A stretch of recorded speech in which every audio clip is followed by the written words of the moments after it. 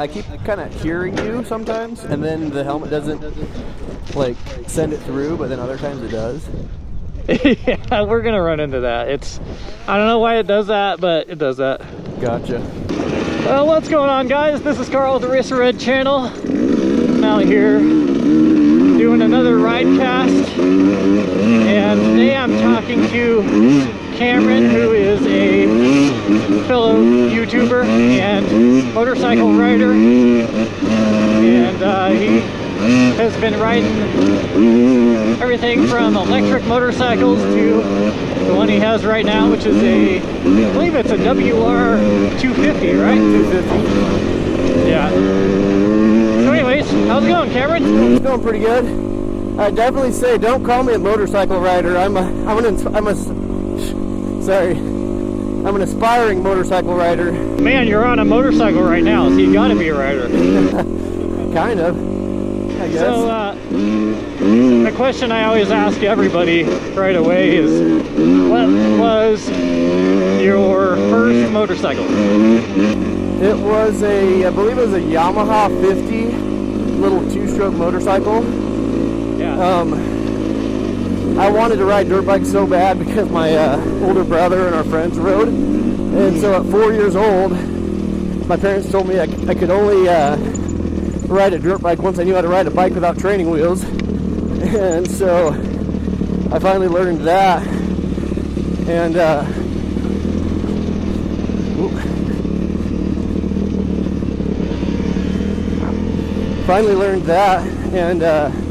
was just determined to learn how to ride motorcycles.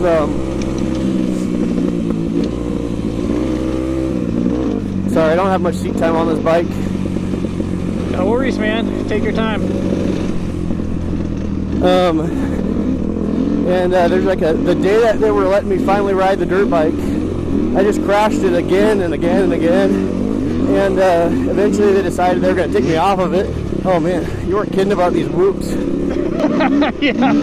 I was telling Cameron before we left today, I was like, man, the biggest obstacle out here is going to be the whoops. They are really big, and in my videos, the camera does not do them justice. They are huge. Jeez. Yeah, I might have to get through these before I continue talking. Yeah, the whoops out here really test the suspension of a motorcycle, for sure. Which, my suspension's not great. I got the fork seals blown out. Yeah. Try to go nice and slow for you. This is the trouble with me leading. I don't know which speed to go. I'd rather be behind you though, so people don't see what's going on back here.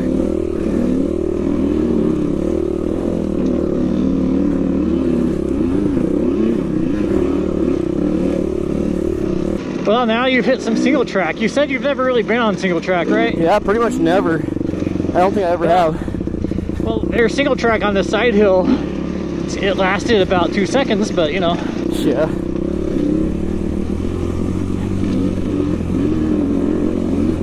So after you said that was a two-stroke 50? Yeah. Yeah, so I kept crashing it, and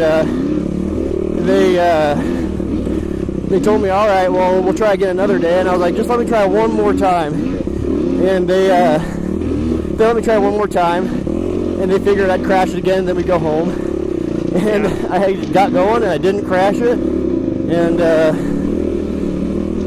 was able to just go from there. My dad went and hopped on the four-wheeler, and he chased after me, and we went for a nice little ride, and about towards the end of it, he yells out to me, "I'll race you back," and he was joking, but you should never say those words to a 4-year-old who just hopped on a dirt bike for the first time. You were like, all right, I'm pinning it. Yeah, so I took off. He rips off after me on the four-wheeler and is yelling, "I was kidding!" And as he's trying to catch up to me, I end up coming into the parking area at my grandparents' house and wiped out on the loose gravel and crashed into the basketball hoop. Oh no. But that was a kind of a good day, good core memory. But after that, we kind of got a little Honda XR80 beat up old bike, didn't really run good. And I kind of rode that from the ages of, like I said, probably about 8 to 12. And then never really could get another dirt bike. And had kind of a lot of other hobbies. So just never really got back into dirt biking even though I wanted to.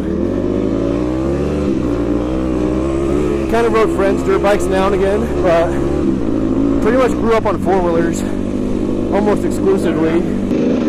Yeah. So where did you grow up at? Where were you riding during these first rides? Well, so I grew up in Payette, and the rides were usually out at my grandparents' farm, out between Payette and Fruitland.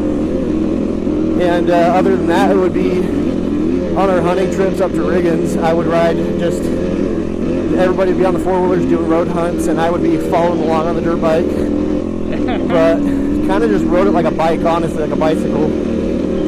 Oh man, I just saw a Honda 90 for sale.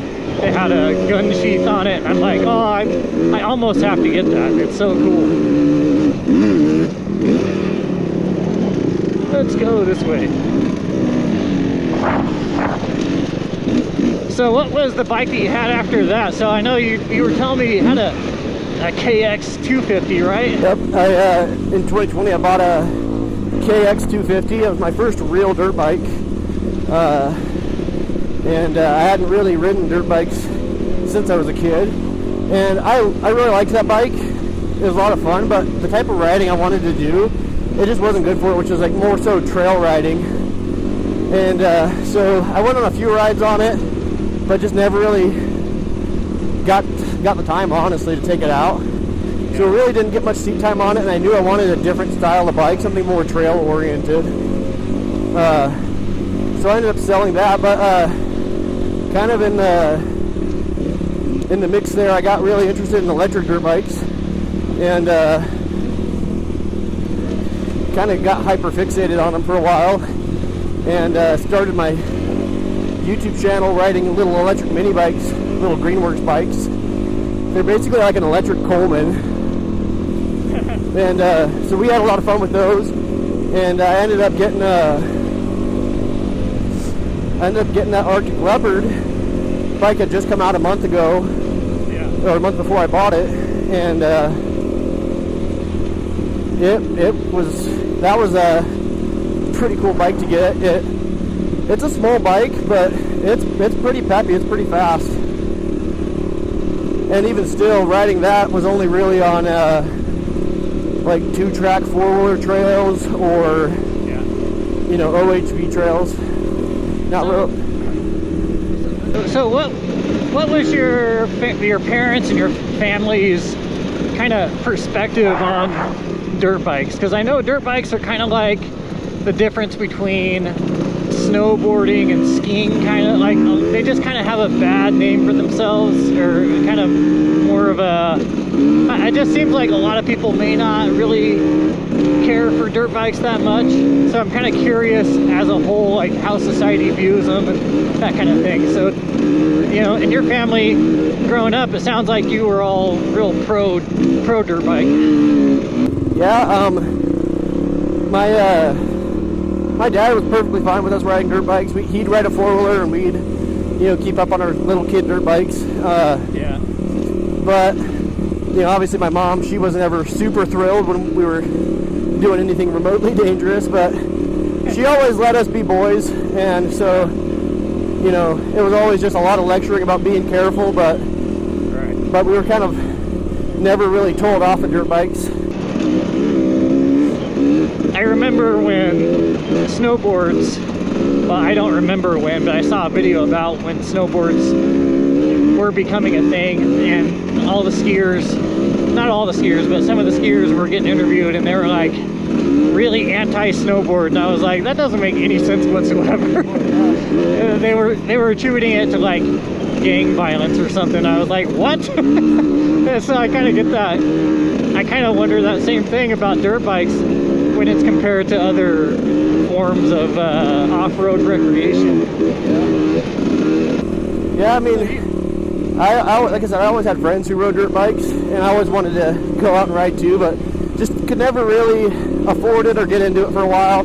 And so I kind of just fell to the back burner, and I was always, you know, really into hunting and fishing, and, you know, we had 4-wheelers we could go ride, and so it just kind of, it's something that I've always wished I could get into, and like I said, I could kind of finally get into it, because I can, you know, buy it myself and work on it myself. And that's one thing too, is my dad, he can probably work on most issues on a truck and dirt bike and figure it out and fix it, but he doesn't like working on machines. Sounds like me. Well, he's really into horseback riding and packing mules and stuff. That's his dream hobby, which was, you know, it's kind of like my dream hobby was always dirt bikes. His was always getting into packing mules and horses and doing that. Well, so you got into some of the electric bikes. Tell me about the different electric bikes, because my knowledge base is like almost nothing. I know about Starkvarg, I know about Alta and Arctic something or other. I remember I just saw, well, you mentioned at the trucks that brand, and I saw a video showing one recently, but it was like not in depth at all. So yeah, basically I kind of found out about electric dirt bikes well after like Sur-Ron was a big name. I'm gonna try to join you. I kind of hopped off trail. It's all good, man. I'm gonna come across though.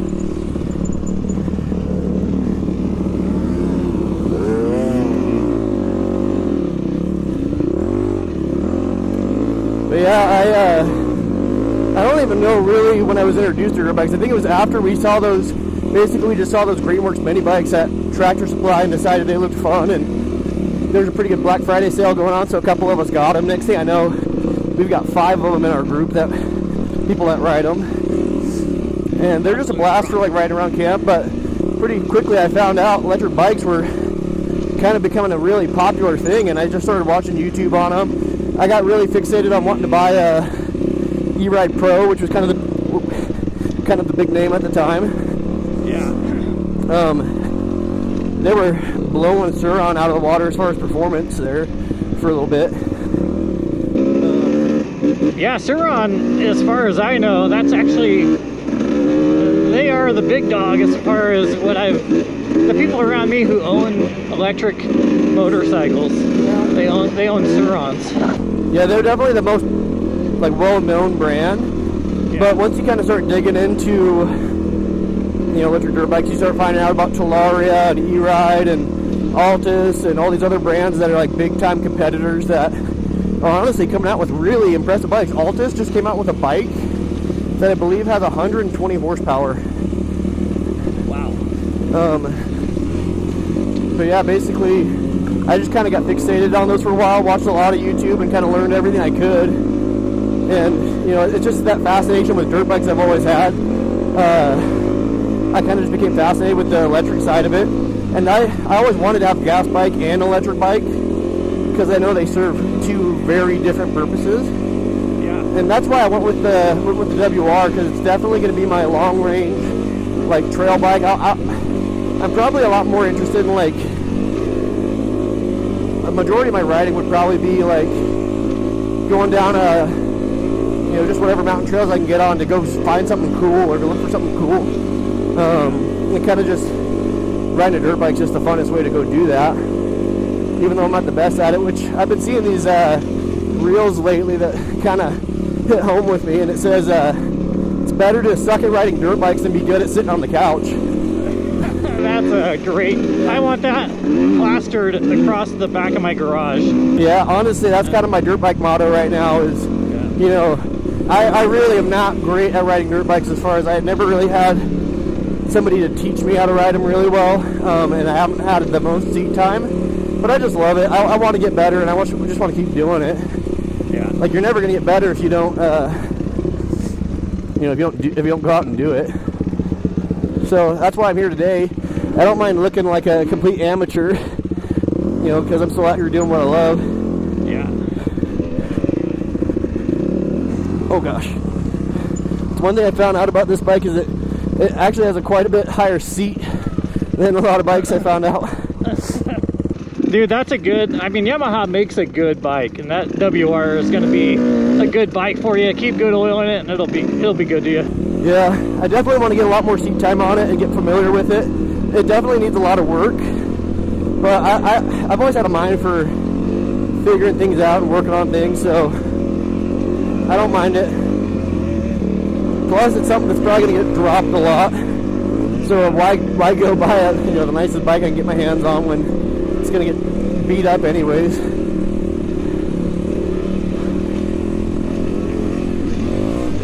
Well, riding motorcycles has always been something that I've loved. I've gotten into it more in certain stages of life, and then out of it, and into it again, and a lot of stuff in life tends to get you busy and out of it. But from my perspective on the whole YouTube thing and motorcycles, I think a lot of people tend to get success and income mixed up, and they don't really know the difference.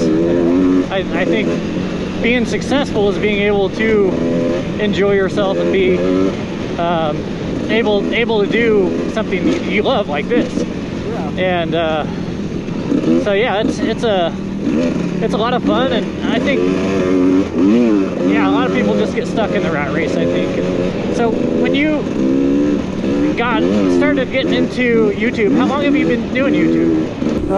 Actually, my first video I posted, I think, just over a year ago, and that was just a 7-minute video of me screwing around with that little electric mini bike, just kind of getting my feet wet, learning how to put a video together, and just kind of have fun with it. My next video, it doesn't have a lot of views, but I'm pretty proud of it, was a night ride on the mini bikes with my buddy. We had a good time, had some laughs. We kind of made like a little dramatic scene. There was this dude coming down the road at night on a truck in an area that just didn't make sense for him to be. We were joking that he was coming after us, and so kind of had fun with that with the video editing. But like, I think my first 3 videos were of those mini bikes. And I kind of had the idea that basically that's kind of the reason our channel name is TV Guys Adventures. Well, it's kind of a play on words because we're in the Treasure Valley, but we're also on people's TVs with the channel. So yeah. But basically it's just anything outdoor adventure related. I've gone and ridden side by side with people, doing some serious rock crawling with them. Yeah. I went and rode electric e-foil surfboards with a guy, and that video still has yet to be edited and come out. And we've talked to so many cool people about different things we're gonna go do, but we just love adventure, love going out and just doing something that is cool or exciting, or a lot of it too is sharing the adventure with people. Like, I want to show people these different things they maybe have never seen before, or didn't really think were an option for them to go try out. Yeah. I'd say the dirt bike side of it is definitely more my interest. That's just for me, but I'd also like to share it with people. But I mean, a lot of what we've done, you mentioned, like, people confuse success with income. Right. And to me, like, the successes we've had, we may not have like tons of subscribers and any kind of income from this, but we've met so many cool people. We've gone and done so many cool things that honestly we just kind of used YouTube as an excuse to go do. Yeah. It's a reason to go out and live a life full of adventure, and I really hope people watch my videos and just go out and live adventures of their own. Go try some of these things and, just get out of their comfort zone. And that section's a little tough. I heard your engine come off. Yeah, that's one of the great things about YouTube is, when you're trying to stay consistent with your videos, you will inherently go out and have adventures. And I find myself doing that. I'm just like, well, you know, I got to get another video out. But really what it's doing is forcing me out and getting me out and doing another adventure. I think that's a pretty awesome aspect of it. But I think a lot of people, they do confuse success with money. And I mean, I'm a beacon of how not to do YouTube. I mean, I hit so many controversial topics, man, and it's just, for me, I would rather have one person hear something controversial that needs to hear it, like, or learn something that's happening, or, you know, be able to change their direction a little bit, or, you know, for me, I kind of feel passionate about certain topics, so I'll just throw them out there. And that way I can feel good about myself all the way through to the grave, you know. That way I just feel good about it. I feel called to do that. And if I wanted income only or just popularity only, I would not open my mouth, man. I would just stay nice and politically correct. But my channel is very controversial. But yeah, so everybody listening, don't do it like I do it. That's for sure. If you want popularity and subscriber counts and all that, definitely don't do what I'm doing. But yeah. Well, and I see so many YouTubers talking about, like, that, you know, the ones that are quote unquote successful, and, you know, they're making so much money doing this and they have millions of subscribers. They kind of feel trapped in doing what their fans want to see, and they don't feel like they have the creative freedom to go out and do what they want to do. And I never want to get to that point. I want to be able to go try something that interests me and share it with people who might, you know, find it interesting as well. Yeah, that totally makes sense. And hopefully more people will get out and do adventures and subscribe to your channel. yeah, and that's kind of a big part of it. Is I just like showing people cool stuff that I'm excited to go do, and hopefully inspire people. I kind of picked this tagline in my videos that is kind of my heart about it, which is, like, I end my videos with, "We'll see you out there." And that's kind of just in the hope that we will see some of these people out there. Like, we will meet these people, find them out there living their own adventure because they saw our videos. And yeah, I kind of do something similar on mine, especially in my descriptions. I say, you know, I hope to see you out on the trail, because that's something that has come to fruition. I see, you know, a bunch of my friends are actually people who I've met through my channel. It's pretty crazy. Just all types of people coming out and going for rides, and they see your video and they're like, "Hey, you want to go riding on this day or whatever?" And right now, you know, one of my really good riding buddies, I ride with him on Tuesdays. His name is Kurt, and you know, not a lot of people can ride during the week, so he's my during the week riding buddy. So you talk about doing hunting and all that stuff growing up. What was your first experiences? What were your first experiences with all that stuff? You know, when was your I guess, what was gun culture like in your home? Well, my dad, he had friends that he would go hunting with quite a bit when we were really young, and sometimes we'd come on trips with him. He'd have us stay in a hotel with our mom while he's going out hunting, so, you know, that way he didn't have to leave us all home. But he was always really into hunting when we were really little, and then pretty quickly, basically as soon as we were old enough, we were going out hunting with him, and a lot of it was like we did a lot of grouse hunting up in Riggins growing up. Okay. And always loved that. We have a group of family friends that we've been going with basically since I was a baby, and just a good group of people. Basically, they're the type of friends that are close, you know, as close as family. Yeah. And so grew up doing that, and then just kind of always loved it. Always loved doing it. We'd go with my dad up to Riggins and go deer hunting when we were old enough, and you know, I haven't deer hunted in a few years. I wish I could get back out there and do it more, but you know, we always go do that traditional Labor Day weekend trip up to Riggins, or in more recent years up to Unity.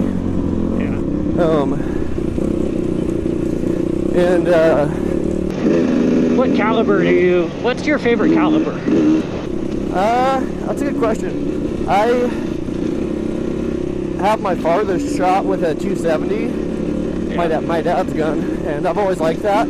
I actually just this year got my first actual deer rifle of my own, rather than using, you know, hand-me-downs or borrowing one. Yeah. I got a 7mm Rem Mag. Got a really good deal on it from a friend, and I'm really looking forward to getting that thing set up with a good scope and, you know, taking that out.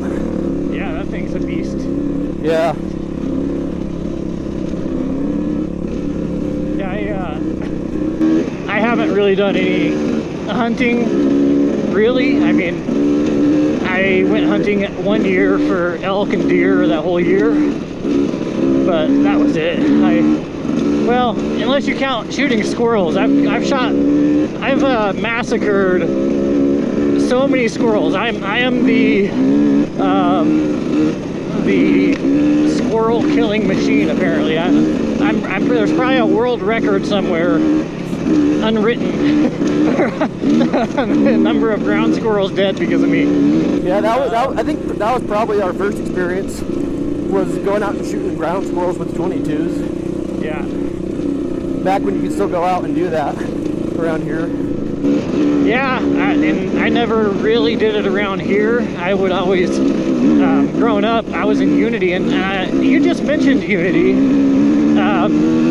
What was your connection to that area? Because a lot of people go there to hunt, so I wonder, is it that, or did you have some kind of connection there? It was pretty much just hunting. Yeah. I can't say I'd been there very much growing up. But we went last year to Unity for our yearly grouse trip, and I really like the area a lot. I had that Arctic leopard there, and I was able to take it on like it's the Blue Mountain Trail. It's like a 4-wheeler trail. Yeah. And that was a blast on that bike. I still hadn't had a ton of seat time on it, and so it was pretty fun going through there and just checking out some cool trails. Getting more familiar with the bike. My mom is actually responsible for pushing through a lot of the trail in that area, and she may have been, I'll have to ask her, but she may have been in charge of the Blue Mountain Trail. Yeah, she was the top person in charge of that with the Forest Service, I guess, or one of those. I don't want to put words in her mouth, but she was a big part of it, at least. Gotcha. That's cool. Yeah, it was pretty cool. Yeah, it was a really fun ride, and I've got a 4-wheeler as well, and so I was able to have my dad hop on that, and we went on a pretty cool ride through there. Like I said, I grew up on 4-wheelers, so I'm way more comfortable on them. Yeah. It's a night and day difference between me riding 4-wheelers and me riding dirt bikes. As far as what? Just the fun factor, or just as far as skill level? Oh, and okay. You know, I have a blast on dirt bikes, even though I can't ride worth crap. Like, it's always been something that interests me. I like the challenge of it. I like being technical. I'm not good at it, but like I said, I'm hoping to get a lot more seat time this year on this bike. A bike that I can definitely get a lot more comfortable on than like a motocross bike.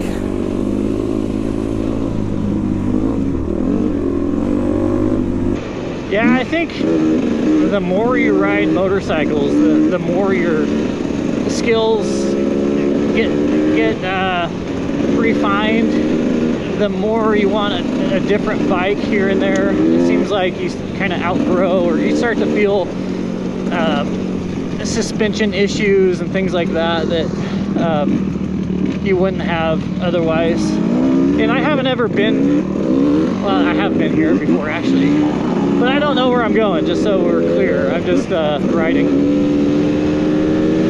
I'm just going in a big circle, hopefully. Yeah, and I definitely heard that about dirt bikes. Seat time is really important. You know, you can watch all the videos you want, and I have. Every time a clip comes across my Facebook or Instagram showing you techniques and stuff, I always stop and watch it. But you know, going out and doing it's what's gonna definitely teach you the best. And that's one thing that happens to me too is I'll hop on a bike. Like when I first bought this bike, or when I first bought that Arctic Leopard, or even that Kawasaki, I hop on the bike and I'm just, for the first 20 minutes or so, I'm just like super out of my element, uncomfortable, pretty nervous, pretty timid. And then after I've been riding for a while, I get more comfortable. I start hitting little jumps on the road and kind of having more fun with it. Oh yeah, that never goes away. I mean, it seems like even if I take a break on a mountain, I'll start riding again, and I immediately start struggling through stuff that I would have just flowed through earlier that day. But you have to get in a flow state. No matter how long you ride, it takes a little bit to get the hang of things. Yeah, and I've only had this bike maybe just about 2 weeks. 2.5 weeks maybe, I don't know. But I went out riding with that friend of mine that I said was, you know, 10 times better than me at riding dirt bikes. He's popping wheelies and hitting jumps like nothing, yeah. And I'm, you know, struggling to stay on my bike. Yeah. But we went out riding, and you know, I was pretty timid, pretty uncomfortable, just kind of getting a feel for the bike. And he's like hitting these little jumps. There were like these French drains or something going under the trail. So every 100 yards or so, you got the opportunity to hit a little jump. And so he's hitting those, and I would kind of try to hit them, but you know, pretty nervous still. Yeah. And then on the way back, I had my helmet music going, and I'm just comfortable as can be, having a good time, hitting the jumps right next to him, and just having a good time with it. But yeah. Well, man, the electric bike thing is something that I have resisted quite a bit, but it's just gaining a lot of traction. I think they're just getting really good. I mean, that Arctic Leopard you're talking about, it can go. You were telling me about it going over 50 miles and pulling all the other electric bikes out of an area, and it's like, that's pretty good. That's actually a pretty good range. And you know, the problem with that is if you're planning on going on a 50-mile ride, you'll make it, but if you plan on going on another ride that day, you're kind of stuck charging, which that's a big, you know, bummer with electric bikes. Is you wish you could fuel them up as fast as a gas bike. Yeah, that is still a big reason for me, is just being able to throw gas in your bike and go again. I mean, I could do a 200-mile day if I wanted to. But electric bikes, it seems like, are going to be there eventually. And man, I've seen riders like Graham Jarvis. It seems like a lot of his videos recently are on electric bikes, and he doesn't look as comfortable on them. And I'm still not into them. I just can't do it. I have to have my gasoline still, but it's gonna reach a point where they are just as good, I think. Yeah. Honestly, I think they're getting really close in a lot of areas. Yeah. And that was a big draw for me to the Arctic Leopard, even though it hadn't been out for long, was I knew that the big brother of the bike I was getting was the best fuel, you know, best battery life out of pretty much all of those bikes. Yeah. And so that it really interested me, because I just want to be able to go out and ride as far as I want. I know that I'm not going to be using nearly the amount of power that bike can put out, but I want to be able to go really far and not worry about charging it. I just want to go out and have fun.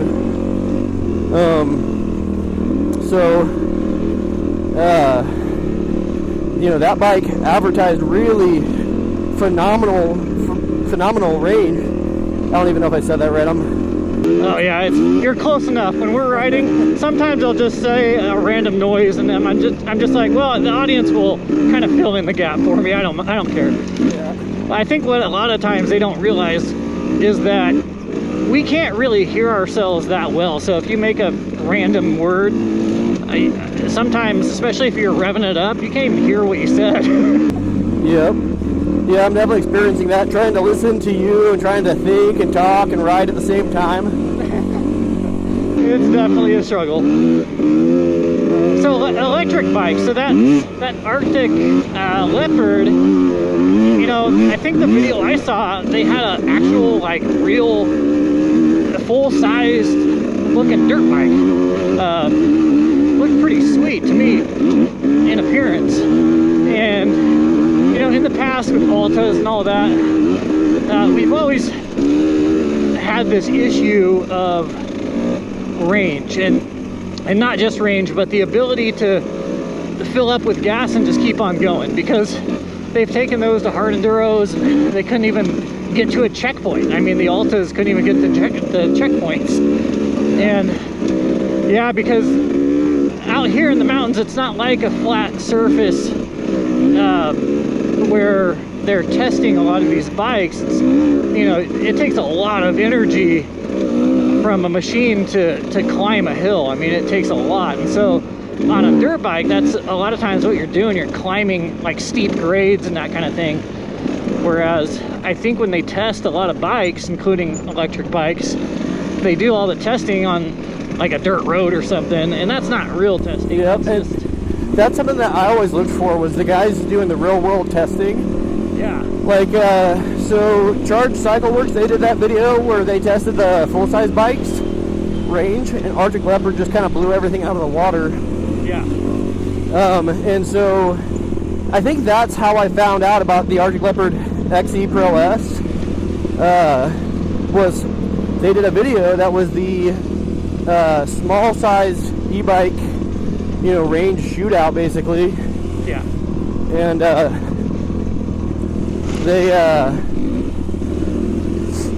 they had, you know, all the bikes that I knew of. They had Talaria, they had E-Ride Pro, they had Suron, but there was this newer bike that had just come out, that Arctic Leopard, you know, XE Pro, and that one was one I hadn't heard of yet, and that one blew everybody else out of the water again for the small size category. Yeah. And had every bit as much power as I think the best bike in the class as far as power, but like just killed it by a good amount in the range test.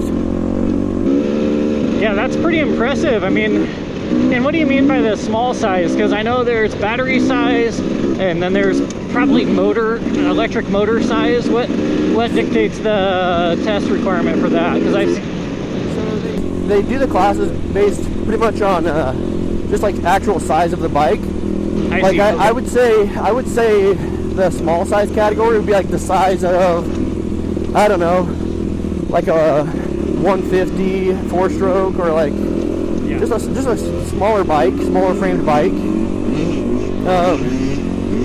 And then like obviously they have like the full size motocross bikes, like the Stark Vargs and different things like that. Yeah. So the small size class, I wish I would have brought that bike to show you, but have to save it for next time. Yeah, I'm actually doing some work on it right now. That's one thing, is I did cook the battery on that, doing a lot of sand, high-speed sand and hill climbs. Oh no. And best part though about that is you just ruined it for me. You just ruined the whole your whole spiel about awesome electric bikes. You just ruined it. Well, I way overdid it on that bike. Did you? But I've definitely learned that Arctic Leopard's customer service is like fantastic. Any issues I've had, they get back to you really fast. They send you parts really fast. They like work with you really, really well. They communicate well too. Yeah. So I'm getting that battery dealt with, and they're being really cool about it and really responsive. And one thing I've noticed, they're not gonna replace it for you, are they? If it needs it, they will. If not, they'll repair it. Oh wow. But basically, every time I've broken something and had them, you know, send me a replacement part, like I think I must have busted the charger, like not following the rules or whatever. Yeah. But you know, that's just my assumption, is I left it plugged in overnight too many times and it blew a fuse. But rather than like fixing it or like making me send it back, they just sent me a new charger. And I noticed the new Charger was way more beefed up than the one that came with the bike. And there was like another thing that happened that I broke, and you know, I got the new part, and it was way beefier than the previous part. And I noticed they've been like tweaking and adapting the bike as they're going, and like fixing issues and like improving it. And like they didn't even come out with a new generation of the bike, but the bike's coming out different now. Like they're fixing things as they go, which is really cool to see a company do.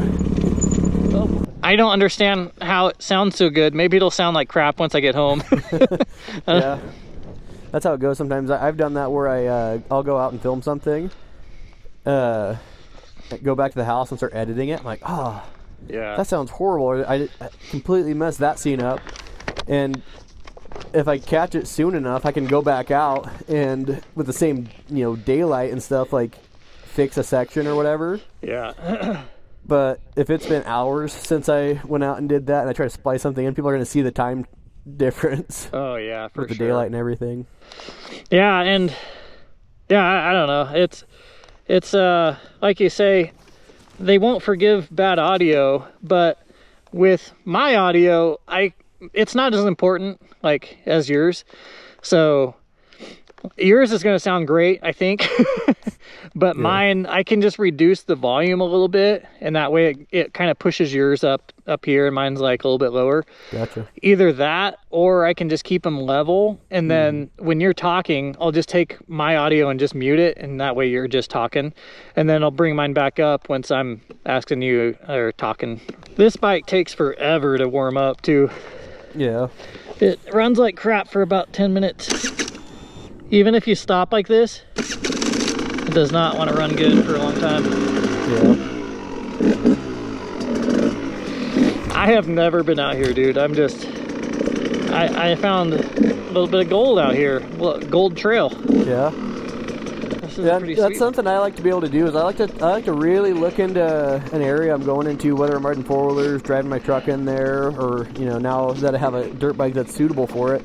You know, if I'm going to go riding dirt bikes in an area, I like to know everywhere I can go, so I can, you know, go into maps and be like, oh yeah, I know that trail. It connects up here or wherever. Like if I wanted to go up there and get into that snow, I like to know ahead of time as many trail options as I can know. We've hit some pretty good stuff. I'm actually going to record our track just on our way back. Hopefully hit the same stuff, and that way I can get.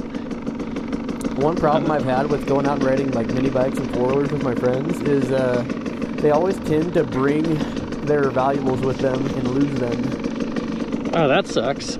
I found my buddy's wallet twice. Dude, his wallet? Yeah, he lost it. He lost it when he was riding, I believe, his 4-wheeler, and I was riding the Arctic Leopard. And the next morning I went out and found it. And then like another time we were riding mini bikes at night and I found it. Holy smokes.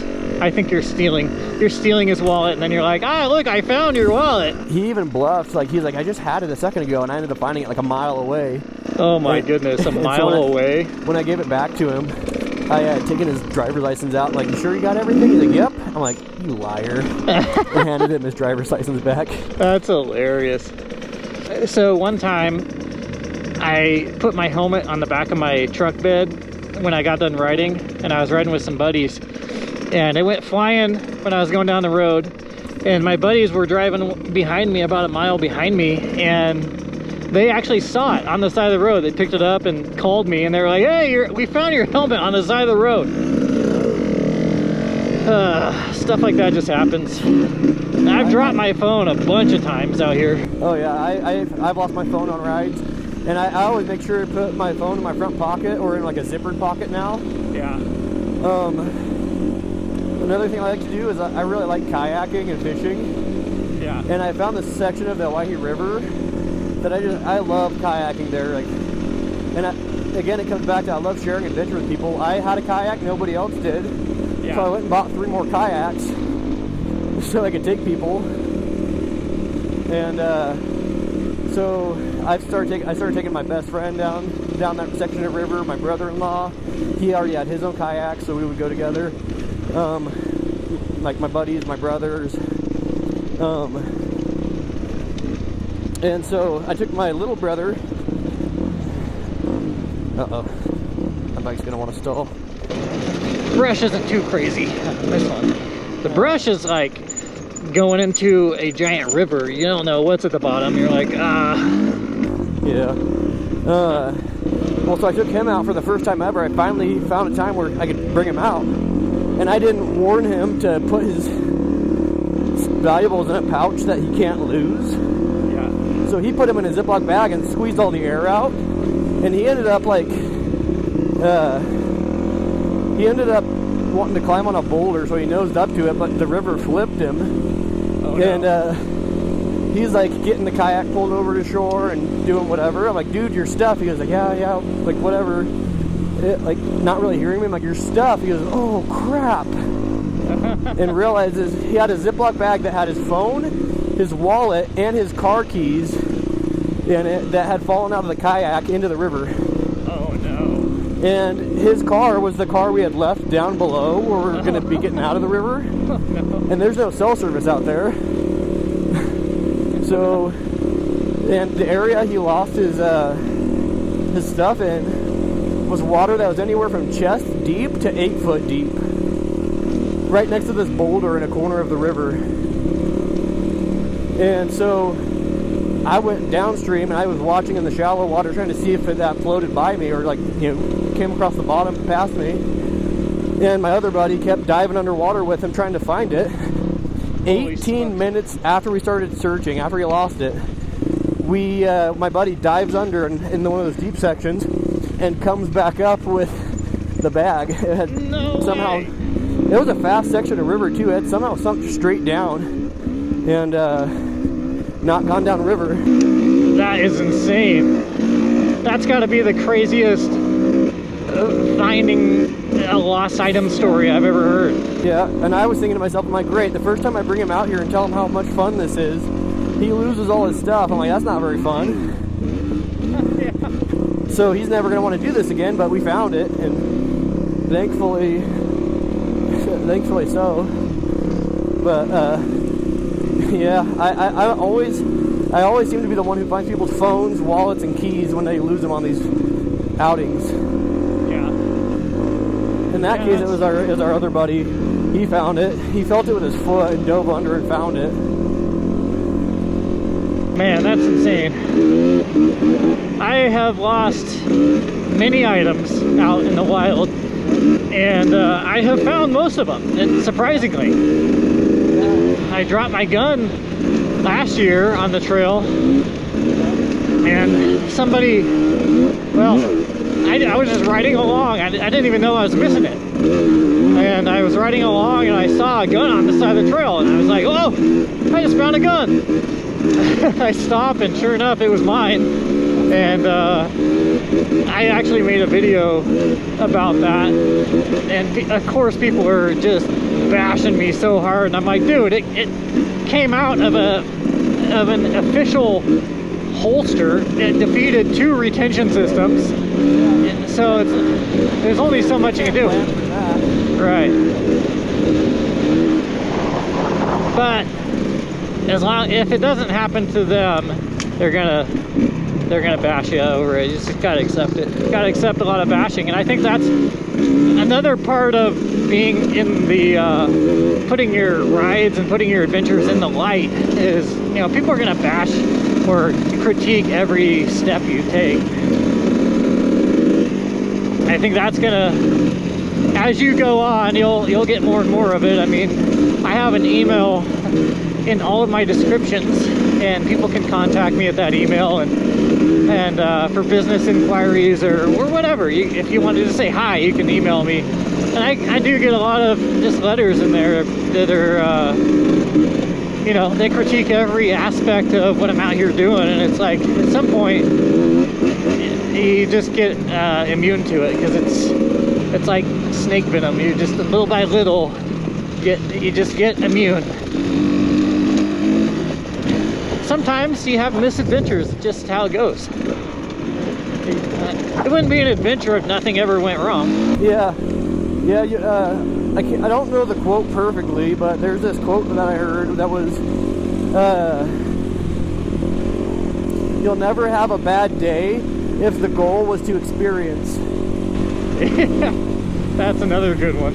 Experiencing, you know, getting a flat tire on the trail, that's an experience. Yeah. Having your truck break down up in Riggins and having to trailer it back, that's an experience. Right. So, like, if you can keep that as your mindset, you'll have a lot more good days.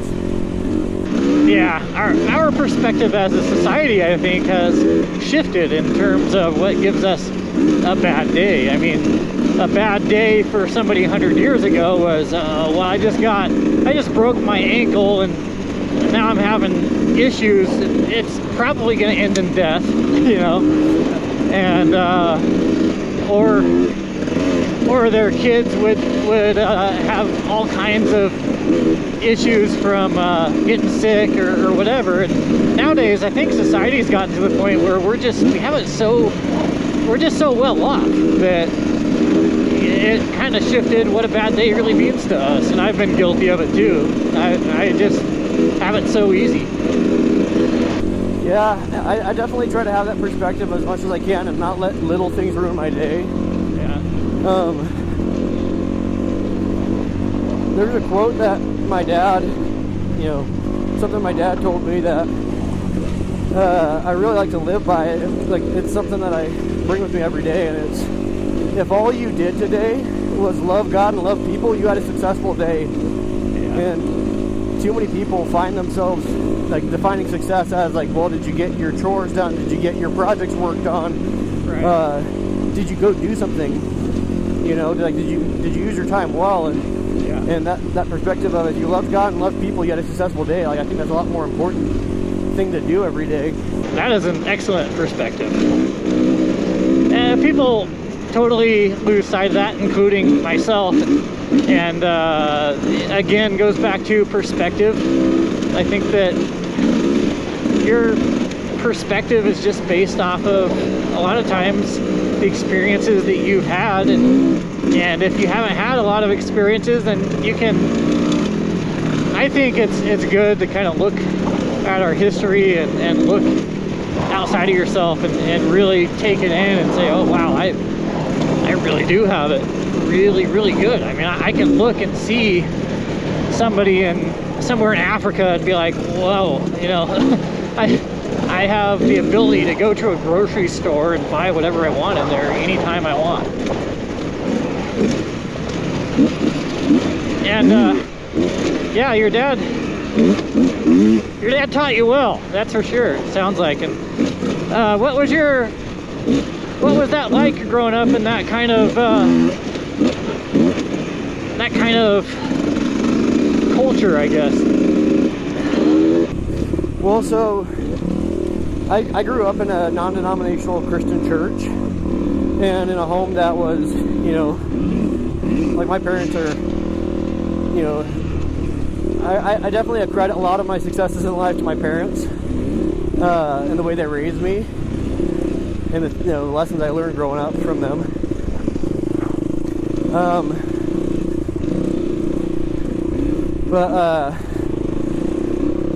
Yeah, I don't know. I definitely think there's a lot to be said about the type of household you grow up in, like, kind of helping decide who you're going to be. But yeah, I don't know. Like I said, I definitely accredit a lot of my success in life to my parents. Yeah, and it goes back to your perspective and what you view as success. I think it also goes back to confusing success with the amount of money you can make. I kind of view money as freedom. You know, if you can obtain freedom, and then the experiences that you have is the secondary level to that. Yeah, and I definitely have that same mindset. My time is far more valuable to me than money. Right. But money can free up your time. Money comes and goes. Yeah. Time only goes. Yeah. And I want to use my time a lot better and try to get to a point where I can live a life, because I feel like we're meant to live lives experiencing. Otherwise, like, why would we even be here? Yeah, exactly. There are a lot more important things to life than just going out and having a good time. You know, I'm a Christian, so I believe that my duty in life is to further the kingdom and to do right by other people and live a God-honoring life. But I also feel like we were created to, like, there's a reason we love the experience of riding dirt bikes. Yeah. There's a reason we love going out and seeing the world, and I think that's a gift. That's a great gift we've been given, and I want to make sure I appreciate it.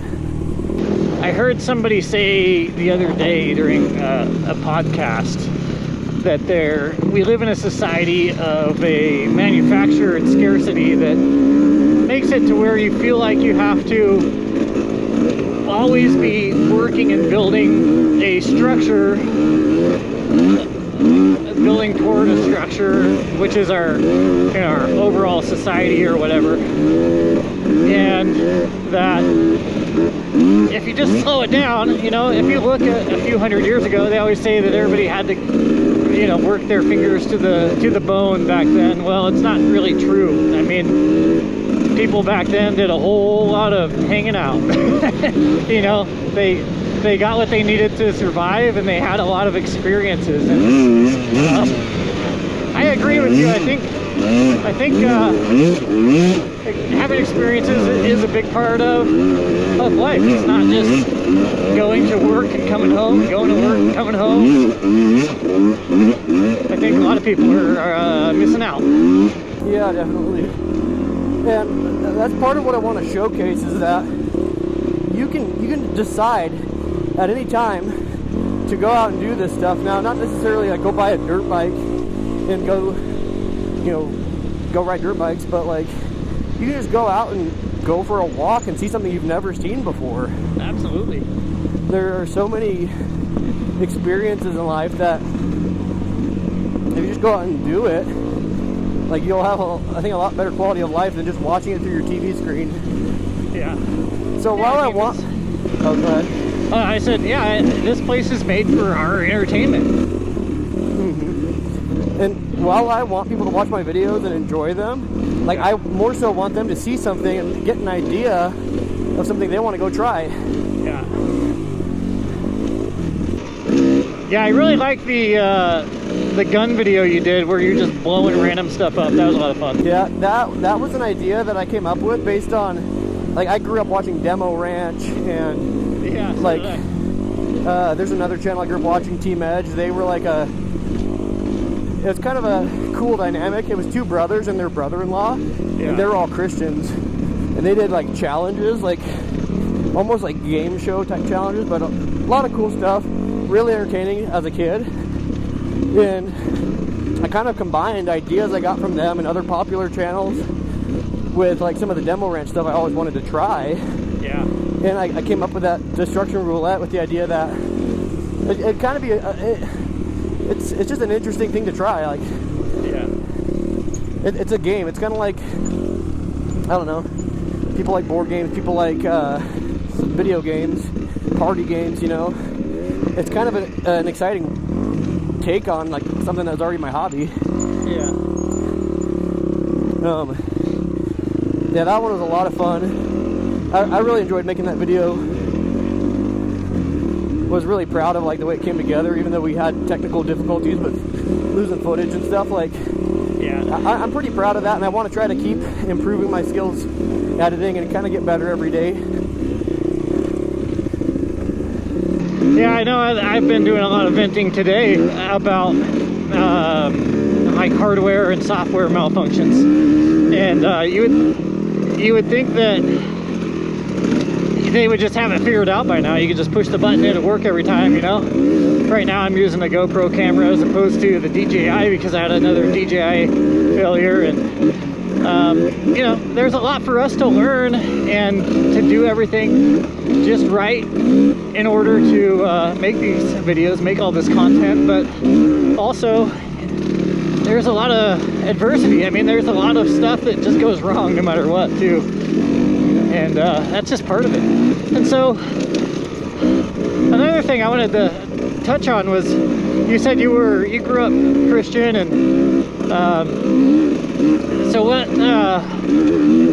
how do you feel about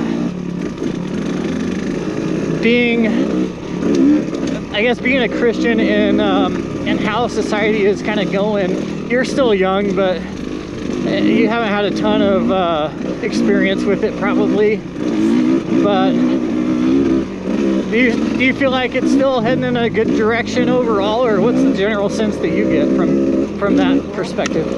I definitely, you know, I believe Jesus is the way, the truth, and the life, that the only way to heaven is through him. And I want to further the kingdom. I want to encourage people to seek Jesus in their life, because I see today there's a lot of confusing stuff going on in the news. Yeah. People going out and they don't even know what they're mad about. They're just mad, right. And they don't even know what they're fighting about. But right. I think they want to find purpose in life. We as humans want purpose in life. Right. And there's a lot of noise. Yeah. And so people are getting confused, not knowing what their purpose is, so they're seeking it in all the wrong places. And it's no coincidence that the world is that way. I always find myself thinking, and find other people thinking, like, what is going on with the world? I can't reason it. I can't make it make sense. And well, for one thing, it never makes sense to you because you'd never do it. Right. But for two, it's all guided. Yeah. It's no accident the world's going the way it's going. Yeah. And as a Christian, I have that perspective of, like, I know why. I have the answer why. Yeah, purpose. That's a big word. That's a big word. I mean, we all need purpose. We can find it in family. We can find it. It's found in a lot of different places. It can be found in putting yourself through hardship in things like what we're doing right now, and making content or whatever you want to do. That's where you can find your purpose. But I would agree with you that a lot of people are mad and they don't know what they're mad about, and I think it does connect back to purpose. But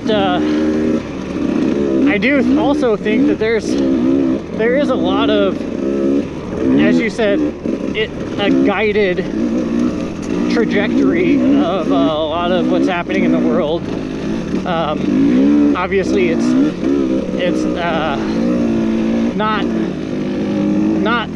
not from a good source. Uh-oh, this could be a little rough.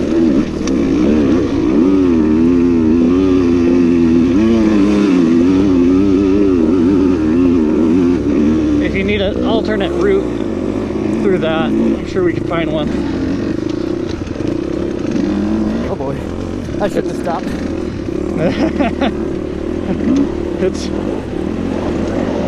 You might be able to. Oh yeah, I think you could probably. Oh, well, you're almost there. Almost. Yeah. See, this is where electric start would come in handy. Yeah, dude. When I got my first e-bike, my first electric start bike, I was like, oh, I'm never gonna use it. I'll just keep kicking it. And then, so that was my TE 250 Husky. Within probably a couple weeks, all I was doing was pushing that button. I was like, and I've done like hard enduros and all kinds of stuff where I'm in weird spots with the bike above me or something. I just like push the button. Yep. It's so easy. I mean, it's amazing to have electric start. What's funny too is the year after this bike is when they introduced electric start. So that's kind of how it always goes with me. Is I'm always a year off when it comes to convenience and or parts availability. There it goes.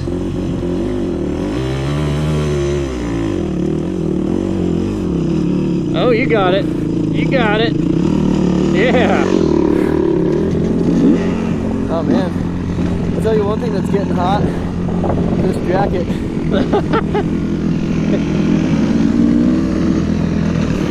Is that the natural idle on that bike? Is that what you have? Is that your idle speed right there? What I'm hearing? Yeah. It's got the idle screw adjustment, like the knob. Yeah. I never know what to set it at. Well, generally speaking, your idle screw, I'm probably going to screw this up, but I think it's 2 turns out, and it shouldn't idle much above, like, you could hear it. I mean, it's supposed to just be purring. I mean, just barely running. Not barely running, but you know, you can just kind of hear it lug. You know, whenever I'm thinking about it, like I you know, just kind of found out on this bike, it's just got that knob that you turn. Yeah. Usually I'll adjust it to that point where it's just barely running. It is a little finicky because it kind of depends on temperature and like what I've been doing. Like sometimes I'll ride it for a little while after setting the screw. Yeah. And it'll be running completely different when I go to idle again. So I've just been messing with it, and usually that's my default is barely idling, but I guess I wasn't really paying attention to how I was idling just now.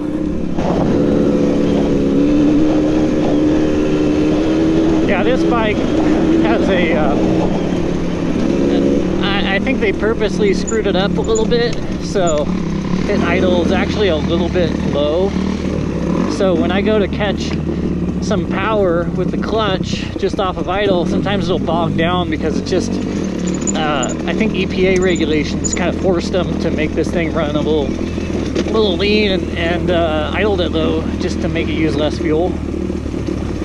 Yeah. But in turn, that makes you use more fuel because you have to ride it at more throttle to get things done. I'd be curious to have you ride this bike and tell me what you think of it as far as how it's running and I guess how it's doing and how it feels. Yeah, I mean, it's made it this far. It must be doing okay, but I think that just from what I heard, it sounds like it's idling probably at probably 3,000 RPM or something. You need to get it around probably 1,000 or 1,500 RPM. Gotcha. Just now when I was stopping and like I was going to adjust it, it did start idling down. Oh, okay. It kind of has like it must just be like fuel still in it or something, but it kind of, I'll think I need to adjust it down, and while I'm thinking that and I'm reaching to go do it, it idles itself down. Generally, if you have a condition where it revs up and then comes back down slowly, that means you're running a little lean. Gotcha. Which I kind of noticed, even though we cleaned that, it still seemed to be running leaner rather than richer. Yeah. And I figured when I go riding, I'm probably going to be riding in nowhere, like not often lower elevation than around here, more often higher. So I was thinking about figuring out what size jet I needed to basically have like the altitude around here be my minimum. Yeah, and your pilot jet is separate from your pilot screw. You've got a pilot screw somewhere on your carburetor. Oh, gotcha, yeah. And you can pull that out or screw it in depending on where how your bike is running on bottom.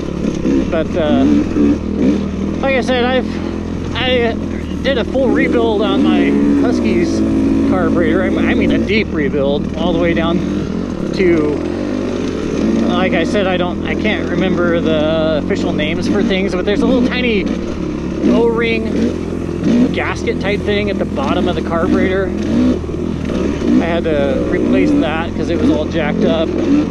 Carburetors just kind of fall apart after a while. Oh yeah. Just soaked in fuel after a while, and they just, especially if you're running any ethanol just beats up carburetors. Yeah. Yeah, I always buy ethanol free. Thankfully the gas station like right down the road from me actually sells it. Going back to hunting and all that stuff, I kind of wanted to talk about a lot of that because that's something that has intrigued me. I haven't gone out hunting really yet, but I've really wanted to. Yeah. I don't know if our audience is going to be into this, but it's something I'm kind of interested to hear about and know about. So what all have you hunted? Have you done like deer, elk, bear, and birds, or just birds, or? I've kind of done a little bit of a lot of different things. Not nearly as much as I'd like to, but primarily like deer and upland game, like grouse, chuckers, huns. I want to do pheasant hunting, and I also think duck and goose hunting sounds like fun. Yeah. I've been goose hunting one time when I was a kid.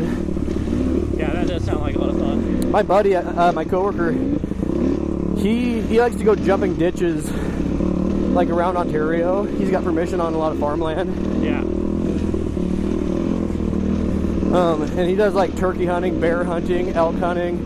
He's been trying to get me to go with him, and I've been trying to find the time. He really wants to get into dirt bikes too. But yeah, I mean, I've pretty much done just birds and deer for the most part, as far as I can think of. Okay. I want to go bear hunting and turkey hunting. Those both sound like fun. Yeah, turkey hunting is one where, well, and bears, I see those two things constantly. I see them all the time when I'm in the mountains. Probably out of season, but still. And I definitely see elk all the time, but that's definitely out of season. But man, I see so many elk. That year when I went elk hunting, I remember I saw so many elk during deer season and deer during elk season. It wasn't even funny. Yeah, they seem to know. They seem to know when to hit private land and when they're safe. Yeah, exactly. Probably just comes down to how many people they're seeing out and about. There was this one time I was in the middle of the mountains, and I just had my 30-06 with me, and it was my first real rifle besides the 22s for shooting squirrels. And I saw trees moving down this ravine, this mountain above me, and they were coming toward me. Like, these trees were getting bent and just making all kinds of noise, and it's coming right toward me.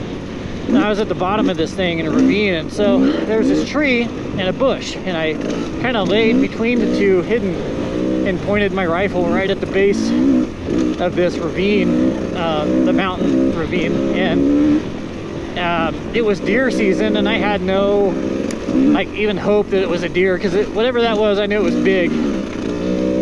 And sure enough, these gigantic elk come out of there, and they walk right up to me and turn sideways. I could have thrown a rock at them. Yeah. And I was like, dude,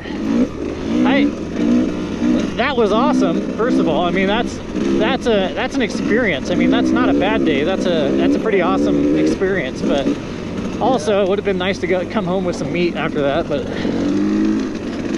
But that stuff just happens, and so I never really got to bring anything home. But it was still a lot of fun. Yeah. I definitely want to do a lot more hunting. My father-in-law's been talking about taking me and my brother-in-law out coyote hunting out in the desert. That sounds like a good time. Yeah. I've been coyote hunting one time, but I'd like to go out and do a lot more of that. It's one of those things where I think I have too many hobbies to get really good at any one of them. But I don't mind it. I still have fun at every single one of them, whether or not I'm good at it. Yeah. That's kind of my take on life, is I want to experience all different kinds of things in life. I don't want to sit in one spot very long. I want to learn all kinds of things. And granted, motorcycles are one of those things that really stuck to me. Like, I really like doing it, and I think it's a diverse experience. I mean, you can work on them, you can get accessories for them, you can do street, dirt, track, like cross country. I mean, there's just endless possibilities with these things. Yeah, riding motorcycles is definitely something that, even though I didn't have like a consistent, like, long relationship with riding dirt bikes and having motorcycles, it's always called my name. Like, yeah, it's always been something that's just a part of me. I want to go out and do it. Yeah.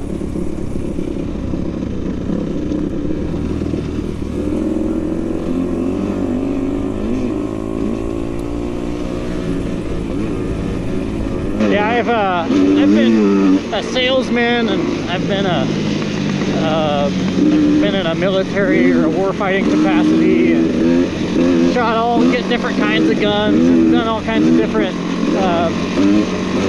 all different things, but I always felt bored after just a short time. I'm like, I don't want to do this primarily or exclusively like my whole life. I mean, a lot of people do that, but just not for me.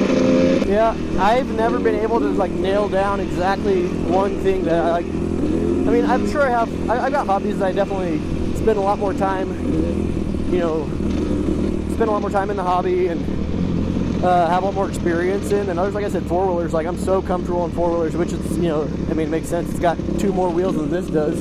Yeah. I'm not coming your way. I think this is gonna break off a little far from the road, which may suck for your suspension. Maybe I should have hit the road.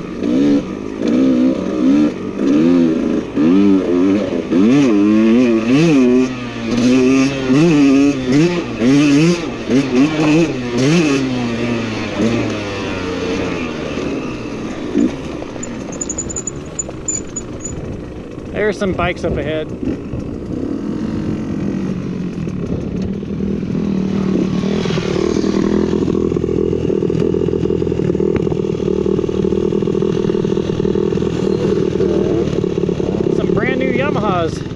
One thing that I did that was super cool was in 2023 we went to St. Anthony and I got to ride that KX in the sand with a sand paddle on it.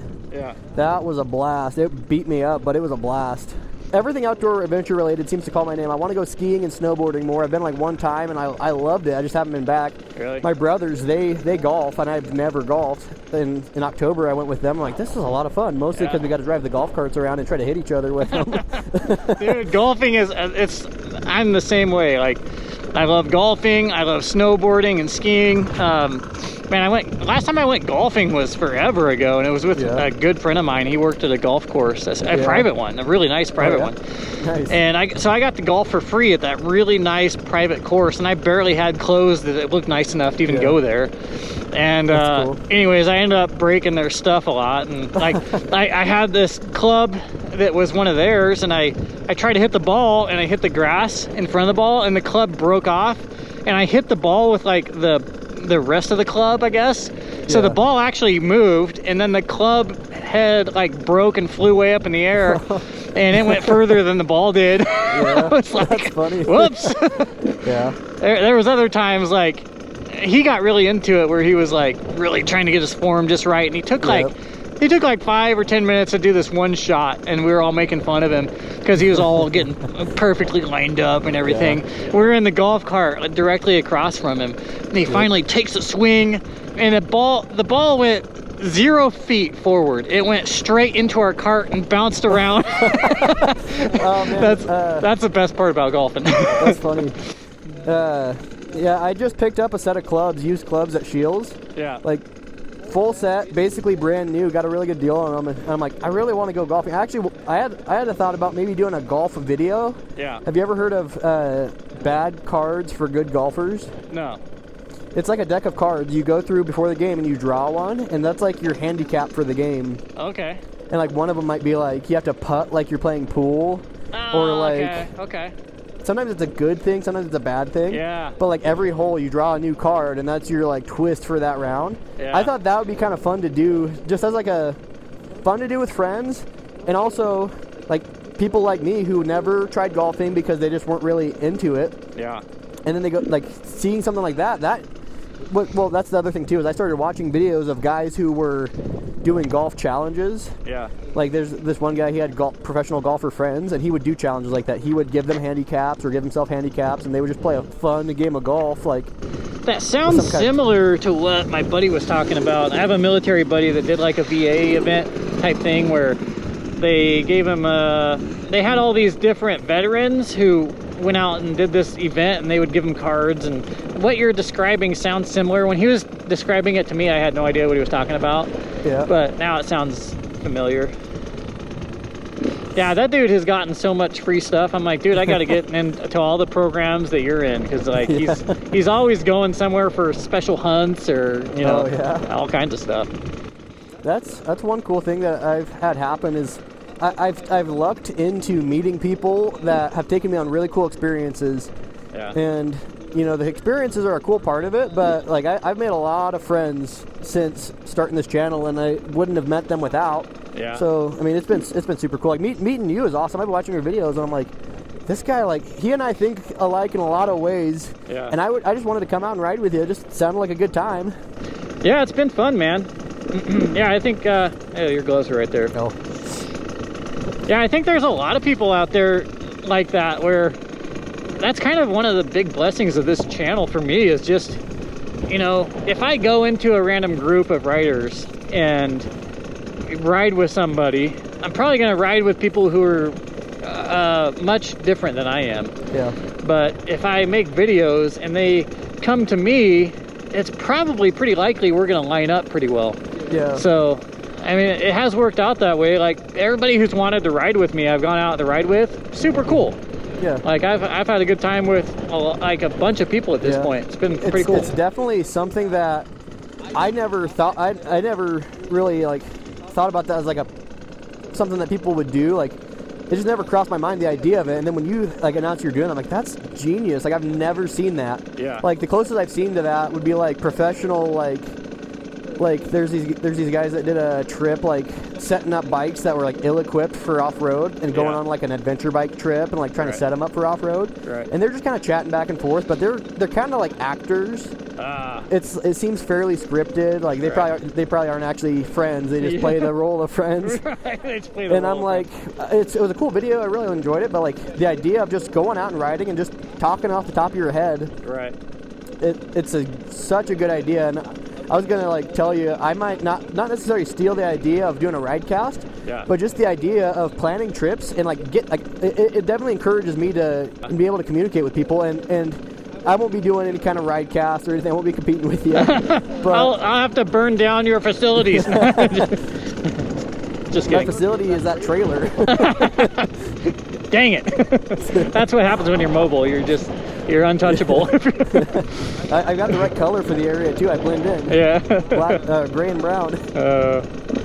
Yeah, it's super cool, man. I think it's awesome that a lot of us are out here doing this now. Yeah, and the Ridecast idea is meant to kind of talk to anybody who can ride a motorcycle, and I want to hone in on expertise levels. Yeah. Like for you, a lot of it's going to be like outdoor stuff. And YouTube stuff, and you're just getting into YouTube, and like I want to learn about your experience and kind of meshing these two worlds and everything. But I also want to talk to a lot of like professional motorcycle riders, and I want to hear their story and document the whole history of the sport, because I think that's an awesome aspect of it. And to document it while we're riding is just I think that's right up my alley. I just really like that. It's a really good idea. I'm surprised it hasn't been really done before to the degree that you're doing it. It's like, it makes a lot of sense to do it in this format, and I think you're definitely killing it. Like, I've really enjoyed the videos. Yeah, I appreciate that. I think I'll be having some really good riders on. I already got Johnny Murphy. He's a pro flat tracker, awesome rider. And I'm hesitant to say who I have lined up, because they might not do it. Gotcha. But I'm supposed to ride with another guy on Monday who's in the Motorcycle Hall of Fame. He's an amazing rider. He's professional. Yeah. So that's cool. Yeah, it's just cool to talk to guys like that, and then but also change gears and talk to guys like you, and like get a little bit of everybody. Like I want everybody who rides two wheels and get the whole picture of like what this culture is like, and put it on video. Yeah, and people get tired of hearing me. I haven't yet. I like listening to you. That's a question I had for you, is like how did you get so good at talking on camera and like continuing like a one-sided conversation that's entertaining? Like, I don't know how to do that. Well, not to the degree that you do it. Like, every video you have some topic to talk about, and like you're really knowledgeable about a lot of things, to the point where like I'm like, what would I even talk about if I'm going for a ride? Well, oh, look at that bush right there. Look at that bush. That GoPro, these are the enduro batteries, which are like just a massive improvement over the old GoPro batteries and the old GoPro stuff. And they are still so inferior to the DJI batteries. I've noticed that about so many. It's not even close. Things, like these Ray-Bans Metas, they had a really good deal on them, so I ended up getting these because I wanted to film some content with them. Yeah. Like short form content stuff. And I got these for a pretty good price, and I was pretty happy with it. And then like a month later, they revealed the same glasses, like the Gen 2 of these glasses, that have double the battery life that these ones have, and it's the same price. Ah! And I was like, they really got me with that, like, oh, it's a clearance sale or whatever. Yeah, that's how it goes. As like technology gets better. They were clearing out their stock of the first gens, and I'm like, so these ones technically are supposed to have like 4-hour battery life. That's not if you're recording though. Yeah. And the new one advertises 8, and it was like the same cost as these ones brand new, which these ones the discount made them like $230, $240, really? And then the other ones are now selling for $250. Wow. Well, that's the way it goes. I once bought a Cannondale bicycle. It was like my first really high-end bicycle for $1,400, and the next week I went in and it was on clearance for $700, and I was like, and that was a big deal. I mean, that was like way too much money to spend on a bike. Then it ended up breaking constantly, and I ended up on a Haro BMX bike anyways. Yeah. But yeah, to answer your question here, before my camera died, how I come up with topics and stuff, and just have a conversation with myself, I don't know. I just go off of the stuff that I'm into a lot of the time. Honestly, I write along and I'm thinking of something, and then I'll hit record and I'll just start talking about the something that I'm thinking of. Or I'll have like a topic that I want to touch on like that day. But I rarely come up with anything worthwhile at home. Like, I should make a list of things I want to talk about. Of course, all of us have a limited knowledge. Like, I have a limited things that I can talk about in depth. But yeah. Well, and that's one thing I've learned too, is a lot of times what I've seen is people obviously come for your content initially. Yeah. And like your knowledge, your expertise, your cool content, whatever you're doing. But eventually people start to come for you. They want to see what Carl's doing that day. Yeah. And I feel like so many of those like quote unquote successful YouTubers, like the big guys, they lose sight of that they've kind of made an audience of people who are like, you just like to see what they're doing. They're like, they just want to be along for whatever ride you're going on. Right. And I feel like they like look at performance too closely, performance of a video. You might be like really proud of something that you made, and it might not perform well, but it was still like a fun thing. It was still a positive experience. Right. They look at it so negatively because it didn't get nearly as many views as their other videos. That's another metric that people use in order to kind of say, oh, this is success, is how many views I'm getting. Instead of things like, well, for one, freedom, and then also just being real to yourself. And not that I am a pro at any of the above, but I think that there is something to be said about being true to yourself, true to your audience. And sometimes I forget that people even watch my videos. I get a limited number of comments on my videos. I mean, there's really not that many comments most of the time, but sometimes I'll be out in public somewhere. Like, I met like a super fan last week, just in some random store. He was like, I watch all your videos. He could pretty much talk about any video that I had made. He had like my sticker, and I was like, dude, this is awesome. I had no idea that anybody even watched. I mean, other than the people that comment. Yeah. That's something that I've decided is the first person to recognize me in public from my videos, they get some kind of special giveaway. There's something waiting for them. Like that, because that's going to be a cool experience for me.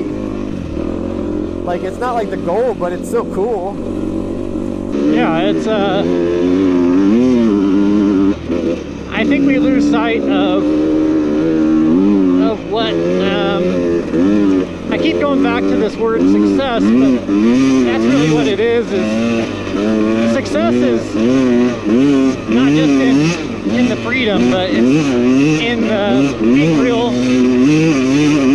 and making something that you can feel good about, so that when you do meet that guy, he knows who you really are. Like that dude who I met pretty much knew who I was. He knows who I am, like my controversies and everything. Like that dude knows how I feel about things, and like we can have a conversation based off of that knowledge. It's just pretty cool when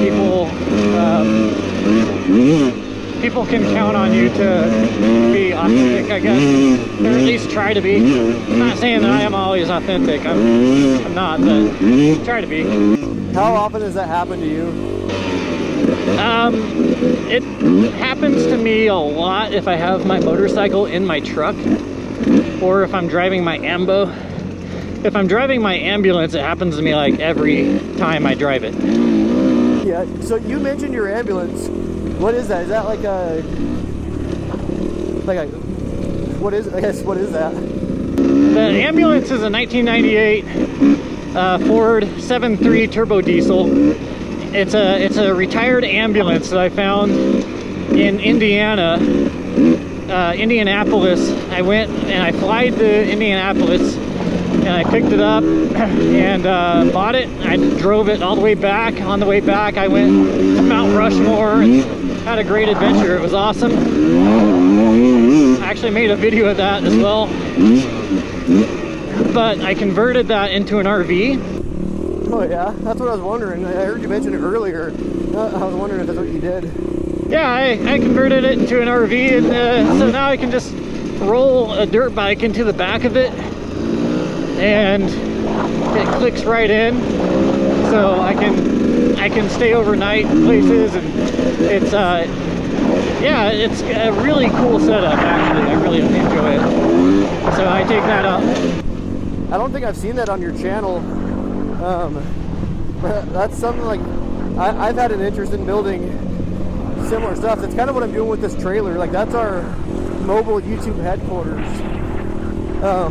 I have stuff in it that's full-time gear that if I want to take a weekend to go drive 5 hours away and be able to stay, like I've got cots in there, I've got lights. We actually had a company hook us up with a bunch of solar gear, like battery stations, power stations, solar panels, all kinds of stuff like that, and lights and stuff. So like that whole trailer is powered by Lion Energy, and like that was a huge blessing. Like it kind of came out of nowhere. And so like I'm kind of doing that same thing. I want to be able to load my bike up and go up and like ride the Sturgill Peak area, yeah, or go down to southern Utah and take the 4-wheeler, or even the mini bikes. Like those things are not fast at all, but there's something about them, they're a blast. So like we love taking them everywhere. We took them to the Mats off-road games and rode them all over. Everybody wanted to try them. That's awesome. And ask us where they're from and what they are, and like we love them. Like I have this bike and I have my Arctic Leopard. I still love hopping on those things. Dude, they sound like they are actually pretty fun. The closest thing that I've ridden that is close to the Arctic Leopard is you know those little electric scooters in the cities? Yeah, I'm just playing. I know it's nothing close, but that is actually the only electric thing I've ridden. What's crazy to me is like my childhood, like we had a Power Wheels or two growing up. Oh, I actually had those. Oh yeah. The technical, there I go again. The technological difference between those and what we're seeing with battery powered toys basically today, yeah, is insane. Like the Arctic Leopard can go 70 miles an hour, and like I said, I've gotten it 62 miles on a charge, Like, that's about the fastest I've killed it so far. I know I could kill it faster, but still, that's extremely impressive when you look at the power wheels I had in my childhood. Like, my kids are going to be so spoiled with the way things are. They're still going to have, you know, gas four-wheelers and dirt bikes and stuff, but, like, man, for, like, being able to rip around in an area where you could not get away with riding a dirt bike, it's crazy how far we've come.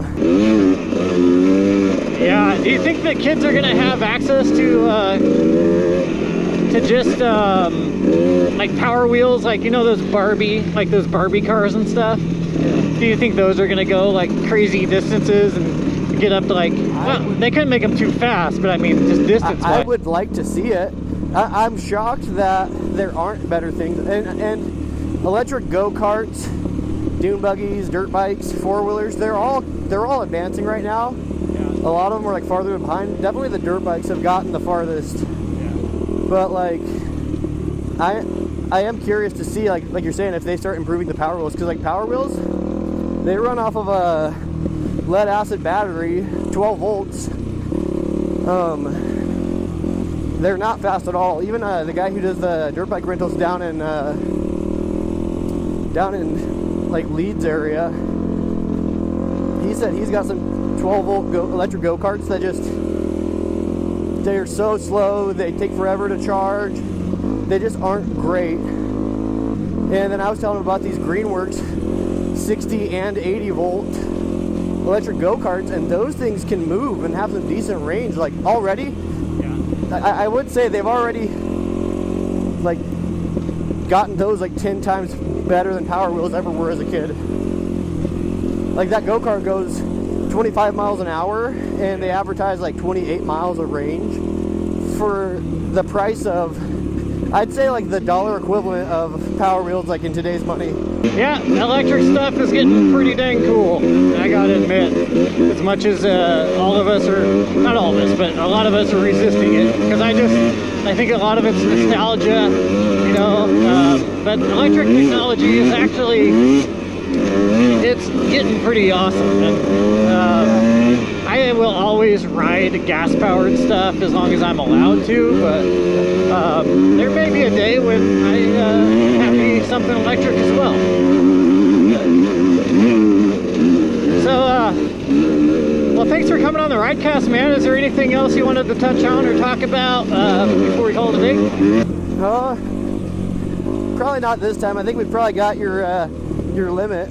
Dude, my camera is the limit today. Next time I plan to be a little bit more set up. I keep having stuff break on my cameras. It's getting crazy. So yeah, I'm running the GoPro today. We swapped out 2 batteries already, so we're pushing it today. But yeah, thanks for coming on the Ridecast. I mean, I'd love to definitely join you again. Maybe once I have a little bit more seat time and we can get into some cool trails. Definitely, man. In the summertime, I'm always on the high mountain single track stuff. You know, I'm always down to ride whatever you feel like riding. So I'm looking forward to doing more of these. And even if it's not a Ridecast, just yeah, just go riding, man. Maybe we get together for some moto camping once I get a little bit more into that, if you're interested. Yes, definitely. Then I can show you the ambulance in person. That thing is a beast. All right, I took us on a for sure dead end here. But anyways, guys, thank you for watching the Ridecast, and we'll catch you on the next one. Peace. I'll tell you what. I found some bones that belong to a dog. I'll tell you what. I throw sticks, I'll pull my Glock. I'll tell you what. Dang old coyotes in these parts. Gosh dang diddly dang old Idaho. Tell you what, pull your pants up. Tell you what. Don't even start with me, 'cause I'll just tell you what. I'll tell you what. Dang old. Dang diddly gosh darn Idaho. Pull your pants up. Tell you what.